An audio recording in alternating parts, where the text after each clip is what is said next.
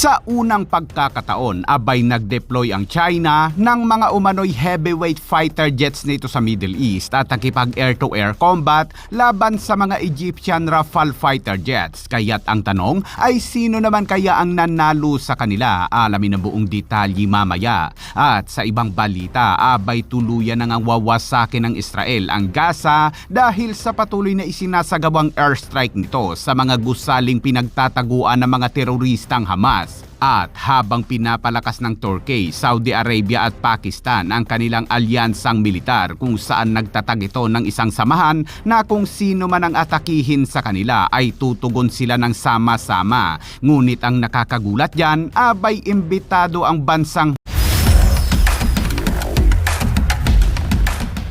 6 kilometro ang layo mula sa sarili nitong bansa ay ginawa ng China ang isa sa pinakamatapang na pag-deploy ng Air Force nito sa kasaysayan at dinala nito ang mga pangunahing heavyweight fighter jets nito at derecho sa isang labanan laban sa mga fighter jets na gawa ng kanluran. Sa panahon ng magkasanib na pagsasanay ng China at Egypt na tinatawag na Eagles of Civilization 2026 na ginanap sa Ehipto, ang mga J-16 fighter jets ng PLA Air Force ng China ay nakipag one-on-one sa kunwaring labanan laban sa mga Rafale fighter jets ng Egyptian Air Force. Ito ang unang pagkakataon na nakipaglaban ng mga mandirigmang Chino sa mga Rafale ng Pransya sa mga live na pagsasanay sa labanan sa Himpapawid. Nagsimula mga drill sa matinding one-on-one na labanan sa Himpapawid. Itinulak ng mga piloto mula sa parehong Air Force ang kanilang mga airframe sa lebitasyon sa ilalim ng mga kondisyong makatotohanan na labanan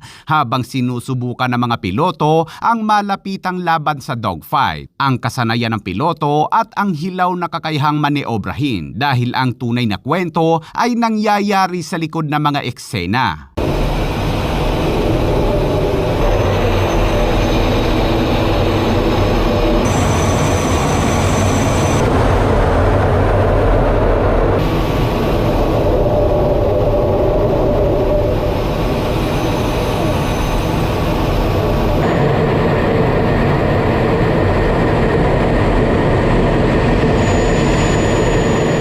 Para sa China, ang pagpapalipad ng isang integrated combat group sa dalawang kontinente ay nagpapatunay na ang China PLA Air Force ay maaari umanong mag-deploy at mapanatili ang top-tier air power na higit pa sa Asia. Nakaharap daw ng kanilang J-60 ng isang French Rafale fighter jets na nag-aalok ng isang walang kapantay na pagtingin sa kung paano makikipagkompetensya ang teknolohiyang Chino sa mga disenyong kanluranin. Matapos ang kanilang pagsasanay ay hindi binanggit ng China at Egypt kung sino sa kanila ang nanalo, kaya't sino sa tingin mo kabayan ang may kalamangan sa isang tunggalian na beyond visual range duel, ang J-16 ng China o ang Rafale ng Egypt?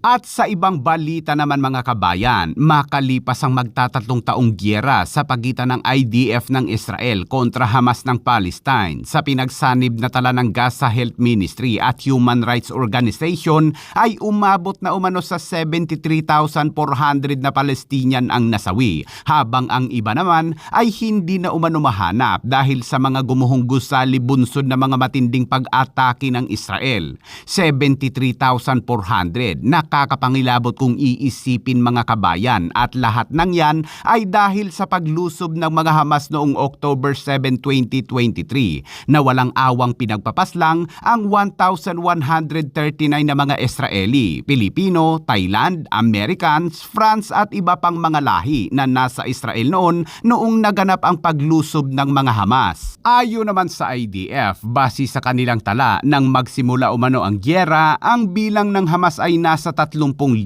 Mayroon umano itong 5 regional brigades at 24 na battalions. Mayroon din itong nasa 20,000 rockets at projectiles. Ngunit ngayon ay sinabi ng IDF na mayroon pa umanong natitirang nasa 10,000 Hamas. Ang iba ay aktibo habang ang iba naman ay tumiwalag na. Ngunit aminado ang Israel na natagalan ang kanilang operasyon o pagtugis sa mga Hamas dahil umano sa nagtatago ang mga ito at marami ang kumukondinan na naging dahilan ng paglimita ng kanilang pagkilos. Sa ngayon ay patuloy na minamanmanan ng Israel ang mga kilos ng Hamas at sa tuwing lalabas sa mga ito at malaman ng kanilang mga kinaroroonan ay ganito ang ginagawa ng Israel.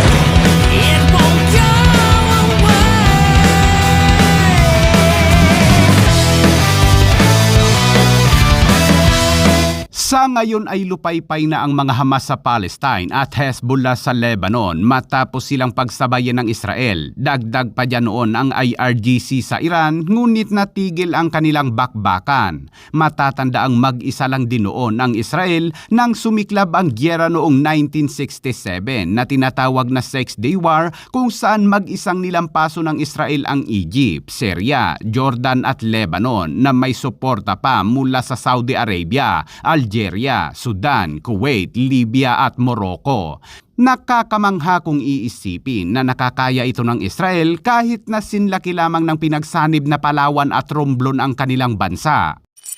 At sa ibang balita naman mga kabayan, ang geopolitics sa gitnang silangan ay nagkakaroon ng napakalaking pagbabago kung saan opisyal na pinagtibay ng Saudi Arabia, Turkey at Pakistan ang makasaysayang Mecca Joint Defense Agreement at tinatawag ito ng mga analyst na isang regional game changer. Pinag-iisa ng trilateral na kasunduang ito ang tatlong pangunahing makapangyarihang bansa kabilang ang teknolohiyang militar ng Turkey, ang diplomatic at financial weight ng Saudi Arabia at ang manpower ng militar at mga kakayahan sa nuclear ng Pakistan. Direktang minodelo nito ang isang kolektibong balangkas ng depensa at ang mahalagang isang Article 5 para sa rehiyon na ang pag-atake sa isa ay legal na itinuturing na isang pag-atake sa lahat. Bago ang Mecca Joint Defense na ito ay nauna nang nagkaroon ng ganito ang Saudi at Pakistan ngunit tila walang kwenta o hindi rin nagamit dahil halos ubusin na ng Houthi ang mga mahahalagang istruktura ng Saudi pero walang tulong na dumating o kahit pagkundi naman lang mula sa Pakistan. At habang ang blocking ito ay nagtatag ng tunay na samahang militar, ang diplomatikong channel ay nananatiling bukas patungo sa Iran. Dahil sa halip na ganap na ihiwalay ang Iran, abay nagdesisyon ng mga pinuno ng tatlong bansa na ito na imbitahan ang Iran para sumali. Mahalagang tandaan na ang Saudi Arabia ay kabilang sa mga bansang pinaulanan noon ng ballistic missiles ng Iran at sa patuloy na labanan sa pagitan ng Saudi Arabia at ang proxy ng Iran na Houthi sa Yemen, abay wasak na naman ang isang oil tanker ng Saudi Arabia matapos itong targetin ng Houthi.